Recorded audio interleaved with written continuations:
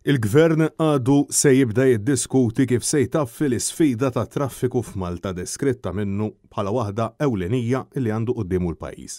Fid-diskors tal-Baġit il-Ministru Clyde Caruana sostna li se jagħmel dan billi jkellem lil stakeholders konċernati sabiex numru ta' servizzi fit-toroq ta' pajjiżna ma jingħatawx qabel id-9 ta' filgħodu. Kif saħaq illi fir-rush il-vetturi ta' dawn is-servizzi m'għandhomx jingħataw fit-toroq.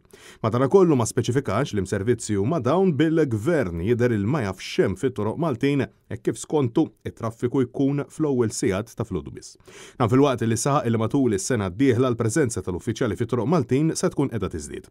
Clyde Caruana ma semmix kemm kien il-persentaġġ ta' żieda ta' persuni li qed jagħmlu użu mit-trasport pubbliku b'xejn mill-ewwel ta' Ottubru s'issa, iżda minflok farfara kompletament fuq il-forzi tal-ordni u l-poplu Malti wawċi. Kif insista li biex dan il-proġett ikun suċċess jeħtieġ bidla fl-imġieba infurzar akbar fit-toroq u li jittieħdu l-miżuri biex ma jkunx hemm żgombru fit-toroq.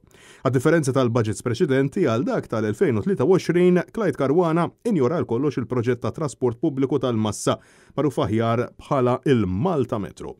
Matul l-aħħar sena il-Gvern tal-Labor nefa' aktar minn €9 miljun biex jinforma lil poplu li qed jikkonsidra li jagħmel il-metro f'Malta. Fl-aħħar ġimgħat sirna nafu li għadhom lanqas għamlu testijiet ġeoloġiċi u llum lanqas biss ġiet imsemmija. Weda riċiklata mill-budget preċedenti kienet dik tal-Ferry Landing Station f'Buġibba, kif f'diskorsu l-Ministru ammetta li x-xogħol fuq il-moll għadu ma bidiex, bħalma għadu ma bidiex dak fuq il-moll ta' Marsamxett kif għadhom qed jevalwaw l-offerti fuq ix-xogħlijiet fuq.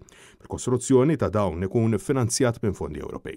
Proġett li ilu jkarkar sa minn meta nibet huwa dak tal-proġett tal-imsida Creek, kif il-Ministru wiegħed illi dan se jkun qed jingħata spinta l-qudiem wara illi kellha tinbidel il-pjanta kompletament.